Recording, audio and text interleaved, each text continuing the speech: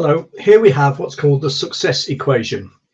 Talent, now talent means skills, aptitudes, whatever you're good at basically, plus desire, i.e. how much do you want to do it, plus optimism, i.e. how confident are you that you'll achieve it, plus action, i.e. doing something. That's what gives you success. Now this is where it gets interesting because first of all, in terms of desire, that's why you need written goals and you need to have a plan to achieve those goals, and you need to visualize your achievement of the goal, and you need to feel as if you've achieved it as well. And I've talked previously about how you can use NLP modalities to actually put yourself in a position of experiencing the achievement of the goals, what it feels like, what it looks like, what it tastes like, what it smells like, what it sounds like.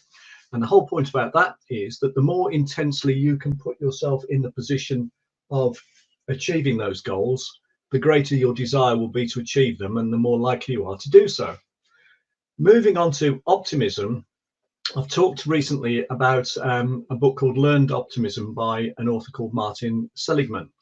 And optimism underpins everything. The more optimistic you are, the healthier you are, the more successful you are, the happier you are, the longer you live.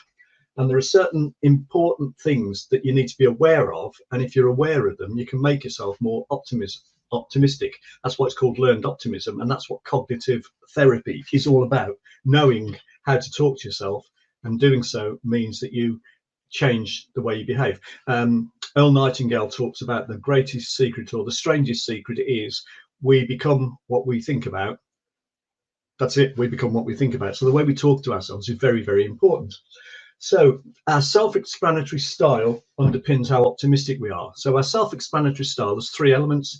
If something bad happens, do we think it's a one-off, or do we think it's something that always happens?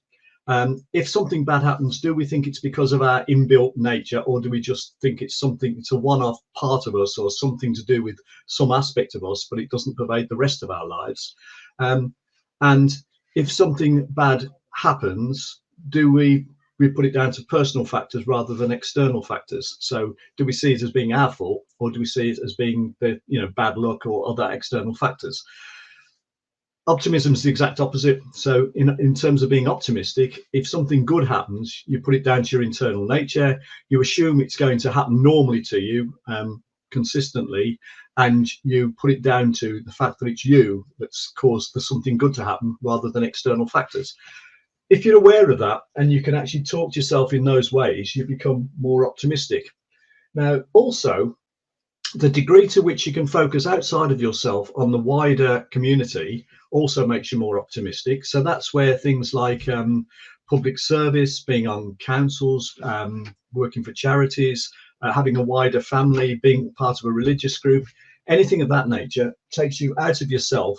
And the more you take yourself out of yourself, the more optimistic you become.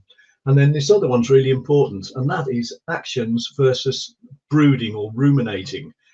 Now, the thing here is that actions are important anyway to be successful, but to the extent that you're active, you've got less time to dwell on disappointments. And because you've got less time to dwell on disappointments, you're less likely to get pessimistic, and you're less likely to get heavily pessimistic, i.e. depressed. So being active rather than ruminating and brooding on disappointments is also good in terms of greater optimism. And then in terms of action, it doesn't matter how good you are at these things. If you don't actually do something, then nothing happens. So you have to take action. Now, this is where it also gets interesting, because this is where you need either the support of maybe a coach, or an alternative would be a mastermind group. Because what happens is a mastermind group is much more, I suppose, cost effective than working one-on-one with a coach.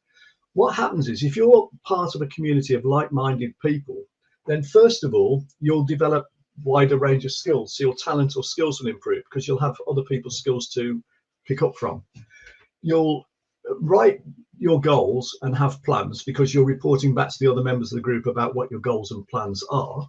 So you'll heighten your desire to achieve things.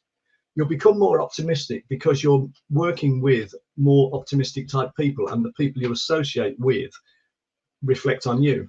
So it'll improve your optimism. It'll take you out of yourself because you're with other people. And it will mean that you'll take action, because the whole point of a mastermind group is you say what your goals are, you update people with your progress to your goals, and then you ask to be held accountable. And the fact that you're asking to be held accountable means you're much more likely to take action, because you know you're going to be asked, did you do it? So those four elements there of the success equation, talent plus desire plus degree of optimism plus action, will all be enhanced if you work one-on-one with a coach, or if you work alternatively as part of a mastermind group. Well, you could do both, of course. So if you wanted to find out more about how that could work for you, go to businessroundtableuk.co.uk. And it just so happens on the date I'm making this presentation, on Tuesday the 1st of March, which is next week, our local mastermind group in Warwick meets at 7 o'clock in the evening. And if you wanted more information, then just contact me. Hope you found that interesting. Thanks very much for watching.